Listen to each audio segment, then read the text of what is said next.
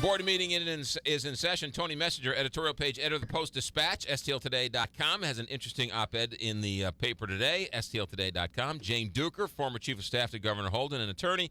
John Deal via Skype, House Majority Leader. John, you guys are in the process of working through the school transfer bill. What is the latest on that as you have just a few hours left? As you know, we've talked about this Normandy situation in particular quite a bit. So, we've had a long process to try to deal with that legislatively.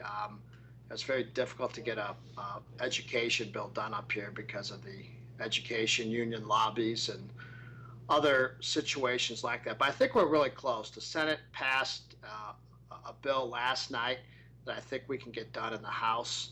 And what that bill does is, I think here are the important elements of it. First, we're going to accredit by school buildings within a district and not the entire district. The idea is to ensure that every child has access to education. So, you get some of these school districts, and you may have one or two buildings in a district that drags the entire district down in an accreditation situation. So I think by doing that, it's going to help us keep these districts together and put efforts where it's really needed versus blowing up an entire district. There's also going to be an allowance for the receiving districts if a school district does become receiving buildings. If a school district does become unaccredited, to be able to set class sizes, okay? And then there's also going to be a limited private option, which is available only in St. Louis County and adjoining counties. And there's also a vote of the residents within that area to be able to do it. So the thought process being is if a school district is going bad, our goal is to keep the children close to home because a child is best educated in their own neighborhood if possible. It's a waste of money and resources to be shipping children all over the place, and we need to target resources to the schools and to the areas that are failing to try to get the situation rectified and not deal with it in a buckshot manner. So the bottom line is, if a school district has problems, the buildings are accredited within that district, and if children are going to transfer, first the goal is to have them transfer to accredited buildings within the same district. Okay, if not, we're going to look at private, non-sectarian options within that district or in the area, and then only then do we start looking to shipping or busing the kids elsewhere if there are no other options available. Jane Duker, what do you think of that? Well, I mean, there's a couple inconsistencies that I really don't like here. One, receiving districts, get to decide whether they take kids or not. So that's not really choice. I mean, we want to make sure there's a choice to get out of public schools, but there's not a choice to switch. Really, you're limiting choices within the public schools. So I find that interesting that it's actually denominated sort of a transfer bill when it's really a limitation on transfers. I agree with the policy that we need to educate kids closer to where they are. I mean, I think now I'm not sure I agree with the way it's getting done in this bill. I think this is one big compromise, mishmash, attack on public schools, and we're going to give money to, in St. Louis. I mean, what's the justification for, we're only going to do it in St. Louis. We're going to, destroy public education there, but not elsewhere. And I mean, so to me, I think it's just a mishmash. I don't think it actually effectuates the goal, which is educating kids near their home, which is putting resources in there. So, and the other thing is within districts, what if their class sizes are already big? So now I can transfer to a school in district, no matter how big the class size, but I don't get to transfer out of the district, if the receiving district says there's too many. That's not what the bill says. Well, what does it say then? Okay. So in Normandy, within Normandy. Well, let me finish. I'll tell you what it says. Mm-hmm. Okay. So the districts, including Normandy or wherever else, they can set a policy with regard to their class sizes. They have to do it in advance and not necessarily as a reaction to keep students out. So the first place you look is there space within an existing district for a building which is accredited?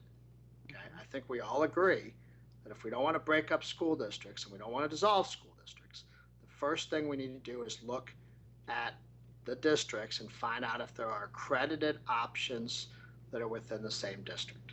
Okay. Now, obviously, you're not going to come in and start having class sizes of 100 kids or 50 kids or whatever. So the school district and the school boards, need to set a policy on what the class size is. Okay. If that option, another option which is out there before we start sending kids 20 to 30 miles on their way, is a private option. Okay. So if there is a non-sectarian private school which is near the child's home, that is better than shipping the child 20 to 30 miles away so they can go to a quote unquote public school somewhere else. Okay. So that is in the bill. Okay. And then if those options aren't available, you start looking outside the school district. Tony Messenger, what are your thoughts? I think ultimately there are some people in the legislature that actually tried to have their heart in the right place and tried to pass a reasonable bill. I think what they came up with, unfortunately, is an abomination, and it's going to be vetoed, and it probably should be. Here's the problem. It's a voucher bill, and from the beginning it's been a voucher bill, and they can call it whatever they want. It's taking money from the public schools to put into private schools, and that creates all sorts of problems, including one probably constitutionally. But here's the most important fact about that. This whole process started to help the Normandy School District and the kids in Normandy who were in an unaccredited school district. That's the focus. Help these kids. There is not a private school in the Normandy district that this law would apply to. So they spent all this time trying to find a way to please Rex Sinquefield and get a voucher bill through the legislature, even though it doesn't apply in any meaningful way to the kids in Normandy. And that's why it's hard to take it seriously. Secondly, when they talk about choice, and our newspaper on the editorial page has been in favor of the transfer law as the court ruled, because these kids do deserve a choice within public schools. They've actually made it harder for the existing kids to transfer by taking away the requirement that transportation is paid for. So they've basically said to these kids that are already transferring, you're on your own, and we're going to put these new obstacles in it. Then the other thing that they needed to fix was the tuition, and they said to the suburban districts, you still get to take 100% of your tuition unless we'll give you this little caveat that the kids that you take basically go in this little box over here and we don't count their test scores, so there's no incentive to actually educate them. There's so many things in that bill that are wrong for kids going forward that I think that it outweighs some of the things that John talked about that are good things in terms of accrediting by school and some of the other smaller provisions that are in there. John, I think it ultimately Tony, needs to let fail. me respond. I think with all due respect, Tony, you need to read the bill, okay? Now, number one, receiving school districts do not get 100% of the tuition. Yes, they do. No, they don't. They can. Okay. They decide They whether or not decide. they get 100. They decide whether or not they take 100% or take less. They will receive less than that. Okay, that's just a fact.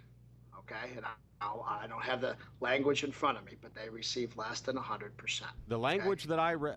No. Okay, well, I'm just saying I will get the correct language. Okay.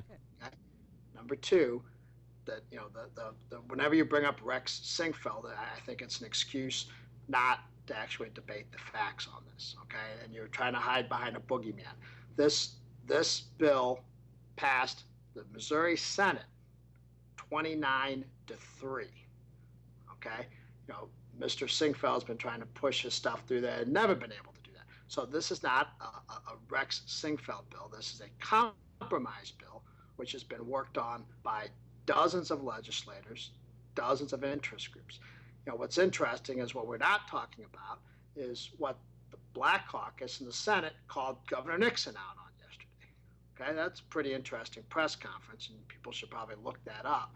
Is that you come in, there's something about this bill that everybody likes, and there's something about this bill that everybody doesn't like, which tells you it's probably a pretty good compromise to try to address the situation. So I think this bill is going to be close, and the vote's going to be close in the House. It passed the Senate 29-3. I think it's a good compromise that will actually work toward getting this situation addressed and stabilized in these areas, and hopefully can be a good model that we can base future work on when we're, because the situation and the deterioration of public education in our urban cores is not going to go away.